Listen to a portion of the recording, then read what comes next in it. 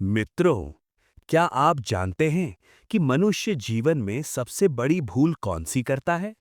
वो भूल जो उसके पूरे जीवन को बर्बाद कर देती है, जो उसके परिवार को तोड़ देती है, जो उसकी सभी खुशियों को छीन लेती है। क्या वो भूल है धन का लालच? क्या वो भूल है झूठ बोलना? या फिर कोई और बात है जो हम समझ ही नहीं पाते? आज की इस कथा में हम जानेंगे वो रहस्य जो स्वयं भगवान विष्णु ने देवी लक्ष्मी को बताया था। ये कथा आपके जीवन को बदल सकती है, आपकी सोच को नई दिशा दे सकती है। नमस्कार मित्रों।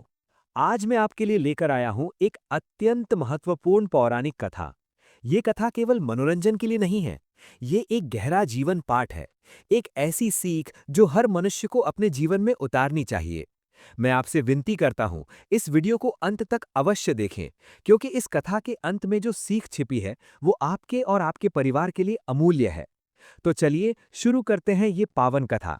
ये घटना है सतयुग की, जब धर्म की पूर्ण स्थापना थी, जब देवता और मनुष्य में सीधा संवाद होता था। एक दिन क्षीर सागर में अपने दिव्य शैया पर, शेषनाग की शैया पर विश्राम करते हुए भगवान विष्णु गहन चिंतन में लीन थे। उनके चरणों में बैठी थी देवी लक्ष्मी, जगत की पालनहार, धन और समृद्धि की देवी। अचानक देवी लक्ष्मी ने एक प्रश्न किया। हे प्रभु, हे जगत के स्वामी। लक्ष्मी जी ने कहा, मैं त्रिलोक में भ्रमण करती रहती हूँ। मैं मनुष्यों के घरों में जाती हूँ, उन्हें धन संपत्ति प्रदान करती हूँ, परंतु मैंने एक विचित्र बात देखी है। भगवान विष्णु मुस्कुराए। क्या देखा तुमने देवी? लक्ष्मी जी ने आगे कहा, प्रभु, मैंने देखा है कि कुछ मनुष्य अत्यंत सरल स्वभाव के होते हैं, दयालु होते हैं, धर्म का पालन करते हैं। मैं उन्हें संपत्ति देती हूँ, सुख देती हूँ, परंतु कुछ समय बाद वही मनुष्य बदल जाता है। वो अपने ही परिवार के साथ विश्वासघात करता है, अपने प्रियजनों को धोखा देता है और अंत में सब कुछ खो देता है। मेरा प्रश्न ये है प्रभु, लक्ष्मी जी ने गंभीरता से पूछा, जब मनुष्य के पास सब कुछ होता है, धन होता है, परिवार होता है, सम्मान होता है, तो फिर वो क्यों गलत मार्ग चुनता है? उसकी सबसे बड़ी भूल क्या होती है? भगवान विष्णु ने गहरी सांस ली। उनके नेत्रों में करुणा उतर आई। देवी, भगवान बोले, तुम्हारा प्रश्न अत्यंत महत्वपूर्ण है। इसका उत्तर मैं तुम्हें एक कथा के माध्यम से दूंगा। ये कथा एक साधारण गांव की है, एक विद्वान पंडित की है, उसकी पुत्री की है और उन विकल्पों की है जो मनुष्य अपने जीवन में चुनता है। सुनो ध्यान से। बहुत समय पहले की बात है। गंगा नदी के किनारे बसे एक छोटे से गांव में एक विद्वान पंडित रहते थे। उनका नाम था पंडित विद्याधर। पंडित विद्याधर अत्यंत सरल और धर्मपरायण व्यक्ति थे। वे गांव में सभी धार्मिक कार्यों का संचालन करते थे, पूजा पाठ कराते थे, यज्ञ करवाते थे। लोग उन्हें अत्यंत सम्मान की दृष्टि से देखते थे। पंडित जी के परिवार में उनकी पत्नी सुमित्रा और एक अत्यंत सुंदर पुत्री थी जिसका नाम था मालती। मालती केवल रूप में ही सुंदर नहीं थी, वो गुणों में भी अद्वितीय थी। वो अपने पिता से वेद पुराण की शिक्षा लेती थी, संगीत में निपुण थी और सबसे बड़ी बात, उसका हृदय अत्यंत कोमल और दयालु था। गांव के सभी लोग कहते थे, पंडित विद्याधर बड़े भाग्यशाली हैं जिनकी पुत्री ऐसी है। समय बीतता गया। मालती युवा हो गई। अब उसके विवाह का समय आ गया था। एक दिन पंडित विद्याधर के पास दो विवाह प्रस्ताव आए। पहला प्रस्ताव था एक धनी व्यापारी के पुत्र का। उस युवक का नाम था धनंजय। धनंजय के पिता का पूरे प्रदेश में बड़ा व्यापार था। उनके पास असीमित धन संपत्ति थी, विशाल हवेली थी, नौकर चाकर थे। धनंजय सुंदर था, सुशिक्षित था, परंतु उसके स्वभाव में थोड़ा अहंकार था, घमंड था। दूसरा प्रस्ताव था एक साधारण किसान के पुत्र का। उसका नाम था देवदत्त। देवदत्त के परिवार के पास बहुत अधिक धन नहीं था। एक छोटा सा घर था, कुछ खेत थे, परंतु देवदत्त अत्यंत सरल स्वभाव का था, धर्मपरायण था, मेहनती था। उसकी आंखों में सच्चाई थी, वाणी में मधुरता थी। अब पंडित विद्याधर सोच में पड़ गए। एक तरफ धन संपत्ति थी, ऐश्वर्य था, सामाजिक प्रतिष्ठा थी। दूसरी तरफ सादगी थी, सच्चाई थी, धर्म था। पंडित जी ने अपनी पत्नी सुमित्रा से विचार विमर्श किया। सुमित्रा बोली, स्वामी, मेरी राय में देवदत्त उपयुक्त वर है। धन तो आता जाता रहता है, परंतु संस्कार और चरित्र सदा साथ रहते हैं। परंतु तभी मालती ने कहा, पिताजी, मैं जो भी निर्णय आप लेंगे उसे स्वीकार करूंगी, परंतु क्या मैं एक बात कह सकती हूँ? बोलो पुत्री, पंडित जी ने कहा। मालती ने संकोच से कहा, पिताजी, धनंजय के परिवार में बड़ी शान शौकत है। उनकी हवेली देखकर मन प्रसन्न हो जाता है। और सच कहूं तो मैं भी एक ऐसे जीवन की कल्पना करती हूं जहां सुख सुविधाएं हों। यह सुनकर पंडित विद्याधर के मन में द्वंद्व हुआ। एक पिता के रूप में वे चाहते थे कि उनकी पुत्री का भविष्य सुरक्षित हो, वह सुखी रहे। और यदि पुत्री स्वयं धनंजय से विवाह करना चाहती है तो शायद वही सही है। मित्रों, यहीं से शुरू हुई वो भूल जो आगे चलकर अत्यंत भयानक परिणाम लेकर आई। पंडित विद्याधर ने अपने मन की आवाज को नहीं सुना। उन्होंने अपनी बुद्धि और अनुभव को नकार दिया और पुत्री की इच्छा को सर्वोपरि मानते हुए उन्होंने धनंजय के साथ मालती का विवाह तय कर दिया। विवाह बड़ी धूमधाम से हुआ। धनंजय के पिता ने कोई कमी नहीं रखी। पूरे गांव को भोज दिया गया। पंडित विद्याधर को आदर सत्कार के साथ विदा किया गया। मालती अपनी ससुराल पहुंची। उसे देखकर ऐसा लगा मानो वह किसी स्वर्ग में आ गई हो। विशाल हवेली, संगमरमर के फर्श, सुंदर वस्त्र, आभूषण, नौकर चाकर, सब कुछ था। प्रारंभ के कुछ महीने अत्यंत सुखद बीते। धनंजय मालती का ध्यान रखता था, उसे उपहार देता था। मालती प्रसन्न थी। परंतु मित्रों, बाहरी चमक दमक के पीछे जो सच्चाई छिपी थी वह धीरे धीरे सामने आने लगी। धनंजय के परिवार में धन तो बहुत था, परंतु संस्कार नहीं थे। धनंजय की मां अत्यंत कठोर स्वभाव की थी। वो मालती से छोटी छोटी बातों पर कलह करती थी। तुम तो पंडित की बेटी हो, पूजा पाठ में ही समय बर्बाद करती रहोगी। यहां घर का काम भी करना होगा। धनंजय के पिता व्यापार में इतने व्यस्त रहते थे कि उन्हें घर की कोई परवाह नहीं थी। और धनंजय ने अपना असली रंग दिखाना शुरू कर दिया। वो अब मालती से प्रेम से बात नहीं करता था। कभी कभी क्रोध में उस पर चिल्लाता था। और सबसे बड़ी बात, उसने बुरी संगत में जाना शुरू कर दिया। जुआ खेलने लगा, शराब पीने लगा। मालती अत्यंत दुखी होती।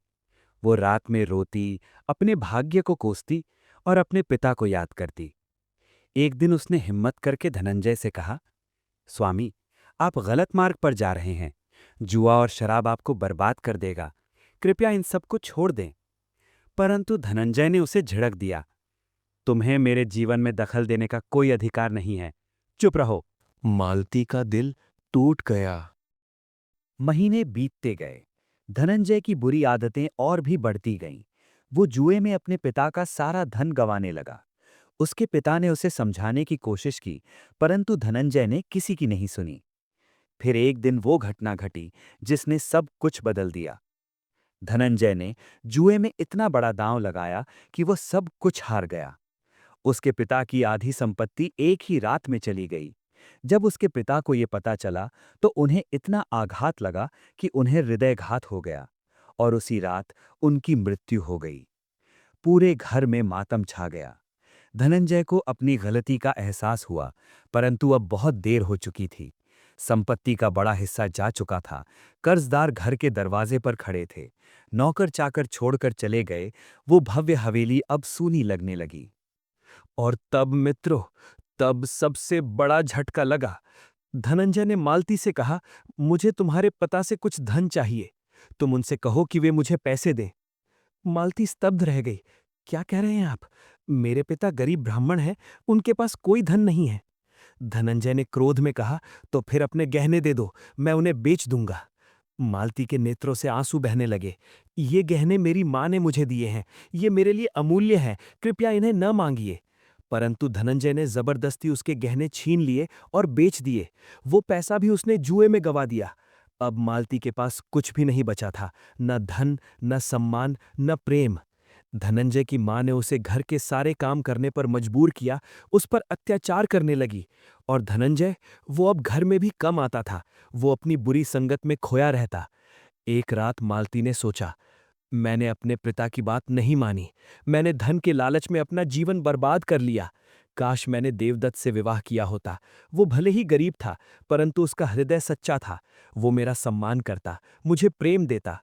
परंतु अब सब कुछ समाप्त हो चुका है। वो रोती रही, पूरी रात रोती रही। फिर एक दिन और भी बुरा हुआ। धनंजय घर आया। वो शराब के नशे में धुत था।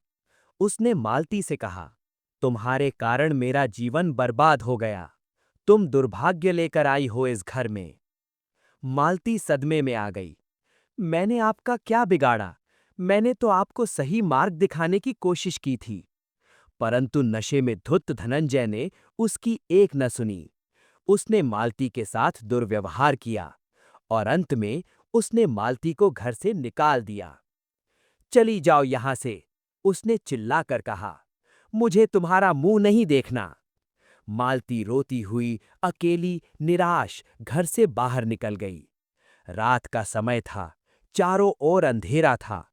वो कहाँ जाए उसे समझ नहीं आ रहा था। वो चलती रही और अंततः एक पीपल के वृक्ष के नीचे बैठकर फूट फूट कर रोने लगी।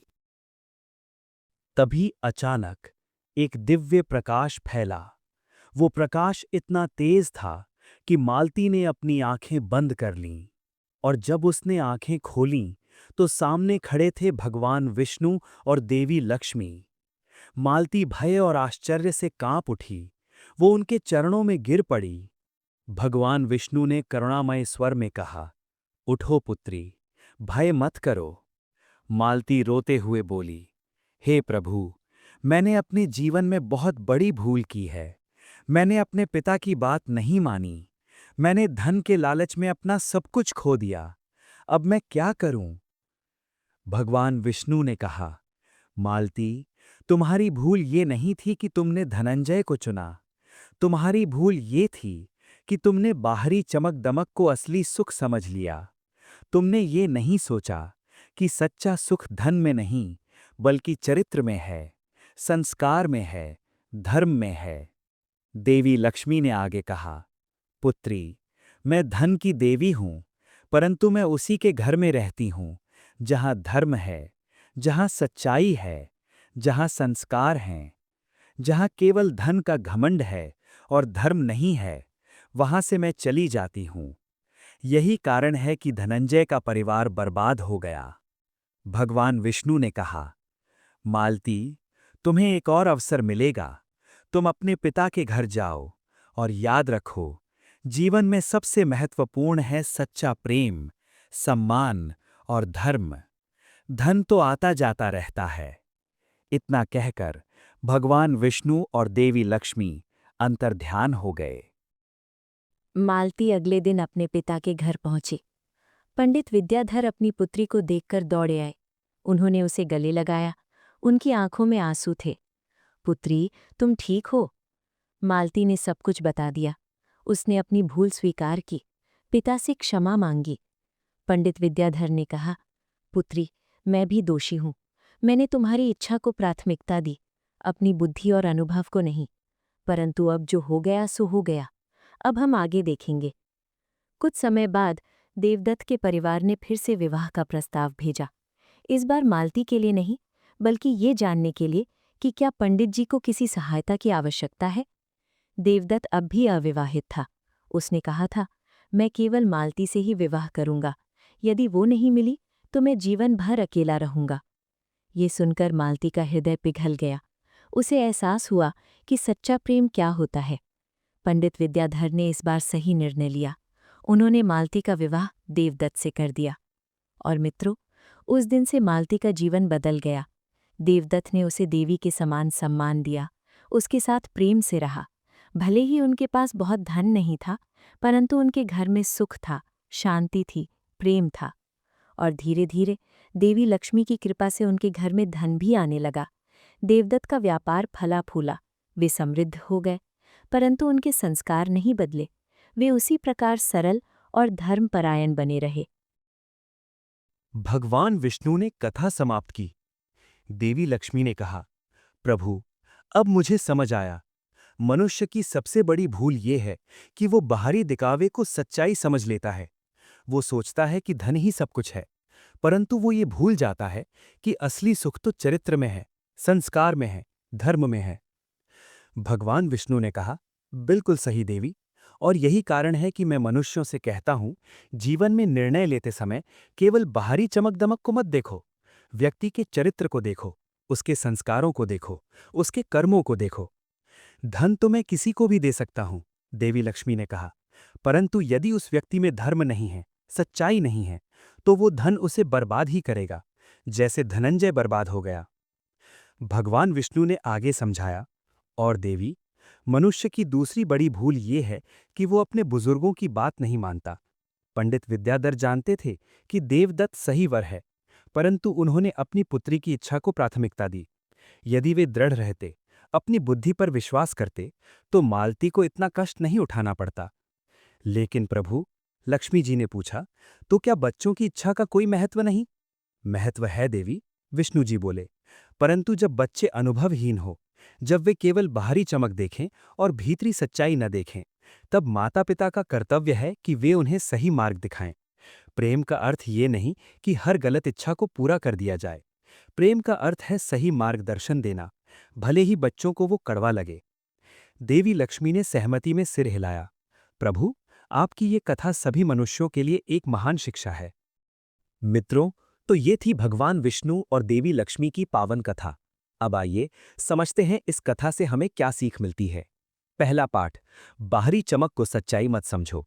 जीवन में हम अक्सर बाहरी दिखावे से प्रभावित हो जाते हैं। किसी के पास बड़ा घर है, महंगी गाड़ी है, तो हम सोचते हैं कि वो व्यक्ति अच्छा है, परंतु ये गलत है। असली परीक्षा तो चरित्र की होती है, संस्कारों की होती है। धनंजय के पास सब कुछ था, परंतु उसके पास चरित्र नहीं था, और अंत में वो सब कुछ खो बैठा।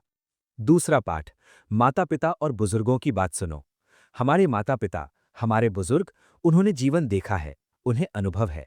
जब वे हमें कोई सलाह देते हैं तो उसके पीछे उनकी समझदारी होती है। हमें उनकी बात अवश्य सुननी चाहिए। मालती ने अपने पिता की बात नहीं मानी और उसे भारी कीमत चुकानी पड़ी। तीसरा पाठ, सच्चा सुख धन में नहीं, धर्म में है।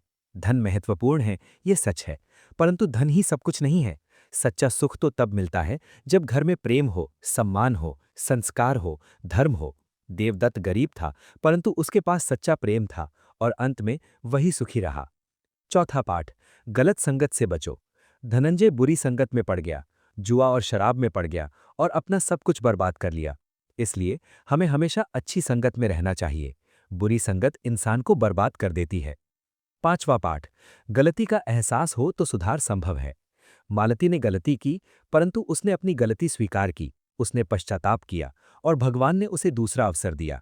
इसलिए यदि हमसे कोई गलती हो जाए तो हमें तुरंत उसे स्वीकार करना चाहिए, सुधार करना चाहिए।